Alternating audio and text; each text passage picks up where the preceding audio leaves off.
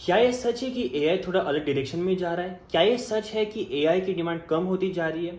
जब मैंने ये पॉडकास्ट सुना सत्य नडेला का, तो उनके मुंह से जो शब्द निकले वो सुन के मैं बहुत हैरान रह गया। एक्चुअली माइक्रोसॉफ्ट के जो सीईओ है सत्य नडेला, उन्होंने कहा है कि एआई की डिमांड बहुत ज़्यादा डिक्रीज हो रही है और हमने जो भी एआई के सेक्टर में करा हुआ है अभी तक, वो हमने बहुत ज़्यादा करा हुआ है डिपेंडिंग ऑन द डिमांड जो अभी आ रही है। तो देखो, प्रॉब्लम ये है कि माइक्रोसॉफ्ट और ओपन एआई ने साथ में कोलैबोरेट किया था। माइक्रोसॉफ्ट ने लगभग $13 बिलियन इन्वेस्ट करे हैं अभी तक ओपन एआई में। और ओपन एआई और माइक्रोसॉफ्ट के बीच में जो डील हुई है वो ये है कि ओपन एआई माइक्रोसॉफ्ट को अपनी सर्विसेज ऑफर करेगा और माइक्रोसॉफ्ट अपना इंफ्रास्ट्रक्चर अवेलेबल करेगा ओपन एआई को, ताकि वो चीज़ें बिल्ड कर पाए और उनको पब्लिकली अवेलेबल कर पाए। इसका मतलब ये है कि ओपन एआई माइक्रोसॉफ्ट के इंफ्रास्ट्रक्चर पे रिलाई करता है और माइक्रोसॉफ्ट ओपन एआई की सर्विसेज पे रिलाई करता है। तो यहाँ पे इनकी जो रिलेशनशिप है वो ऐसी है कि आपका भी फायदा हो और हमारा भी फायदा हो। पर दिक्कत ये है कि जो सीईओ है माइक्रोसॉफ्ट के सत्य नडेला, उनका जो इंटरेस्ट है वो थोड़ा अलग दिख रहा है, कॉन्फ्लिक्टिंग दिख रहा है।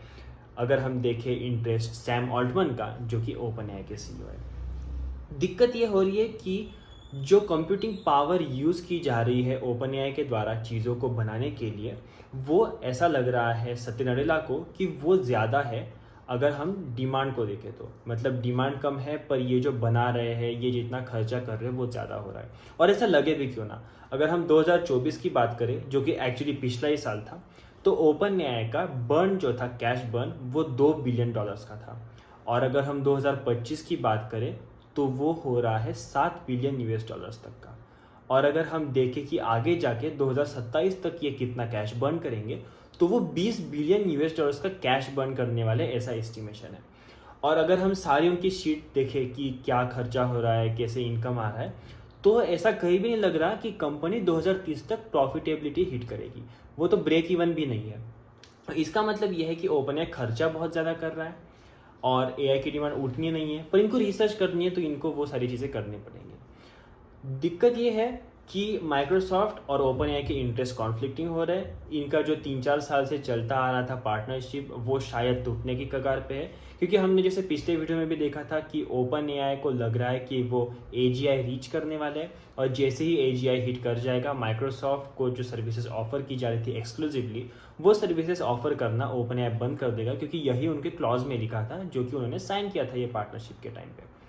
तो ये सारी चीज़ें हैं ओपन एआई और माइक्रोसॉफ्ट के बीच में। इसीलिए ओपन एआई ने एक नई चीज़ करने का सोचा है जो कि उनके बहुत ज़्यादा फेवर में है। उन्होंने सोचा है कि हम स्टारगेज इनिशिएटिव में जाएंगे और वहाँ पे जाके जो उनके पार्टनर्स है स्टारगेज के, जैसे कि ओपन एआई है, सॉफ्ट बैंक है और ओरेकल है, तो ये 3 कंपनीज पार्टनर है स्टारगेज के। और स्टारगेज एक्चुअली ट्रम्प का एक प्रोग्राम है $500 बिलियन का, जो एआई प्रोजेक्ट है बेसिकली, तो वो उनको हेल्प करने वाला है।